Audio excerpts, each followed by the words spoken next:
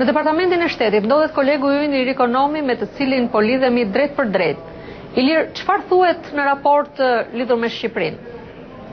Po Laura, në raport lidhur me Shqipërinë nuk thuhet shumë, megjithatë thuhet se Shqipëria premtoi gjatë vitit 2007 të shtoj kontributin e saj me trupa si në Afganistan ashtu dhe në Irak, dy fushë betejë të rëndësishme këto për Shtetet e Bashkuara në luftën e saj kundër terrorizmit. Shqipëria thuhet aty mbajti të bllokuara llogaritë bankare që lidheshin me pastrim parash, bashkëpunoi në mënyrë aktive me Shtetet e Bashkuara dhe me aleatët e tyre për luftën kundër terrorizmit. Thuhet gjithashtu se Shqipëria ka bërë përparim për të identifikuar pikat e saj të dobta në kufitë e saj toksor dhe detar. Megjithatë thuhet në raportin e Departamentit të Shtetit, Shqipëria vazhdon të përballet me vështirësi të ndryshme për të siguruar plotësisht kufirin si dhe për të luftuar krimin organizuar dhe korrupsionin. Në dhjetor të 2007 thuhet në raport, u ngritën akuza ndaj Hamze Abu Rajanit, administratori personit të quajtur Yasin Kadi, cilësuar si financues i terrorizmit në bazë rezolutës 1267 të Këshillit të Sigurimit. Akuza kishte të bënte me fshehje fondesh për të aktivitetet terroriste. Ky ishte rasti i parë në Shqipëri që ngriheshin akuza për një çështje që lidhej me financim të terrorizmit. Një padit civile e ngritur nga Yasin Kadi për të zhbllokuar asetet e tij u hodh poshtë nga gjykata për arsye teknike, por ajo përsërit në gjykat në muajin korrik.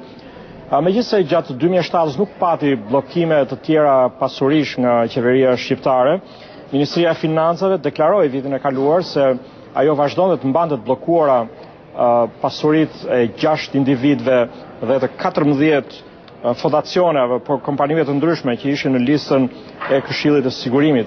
Në raport thuhet gjithashtu se megjithatë në Shqipëri ka një mungesë infrastrukture për përpunimin e të dhënave dhe mundësitë kufizuara për të ndjekur çështje të tilla si duhet. Laura?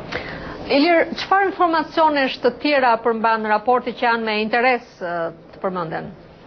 Po, me interes është përmendet se në raport cilësohet Al-Qaida si kërcënimi kryesor terrorist për Shtetet e Bashkuara, gjithashtu aty theksohet se Al-Qaida e ka rikonstruktuar ose ka ripërtëritur infrastrukturën e saj, sidomos në zonën kufitare midis Pakistanit dhe Afganistanit. Në raportin e këtij viti, domethënë për vitin 2007, pra, thuhet gjithashtu se cilësohet Irani si sponsorizuesi kryesor i terrorizmit. Ky është një raport mjaft i gjerë, përfshin më shumë se 300 faqe.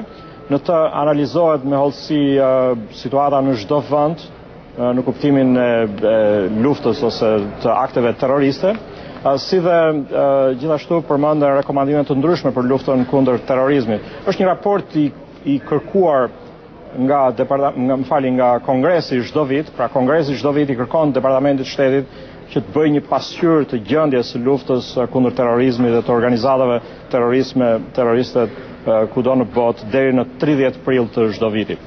Laura. Faleminderit Ilir. Ishim të lidhjet drejt për drejt me kolegun ton Ilir Ekonomi, i cili foli nga Departamenti i Shtetit në Washington.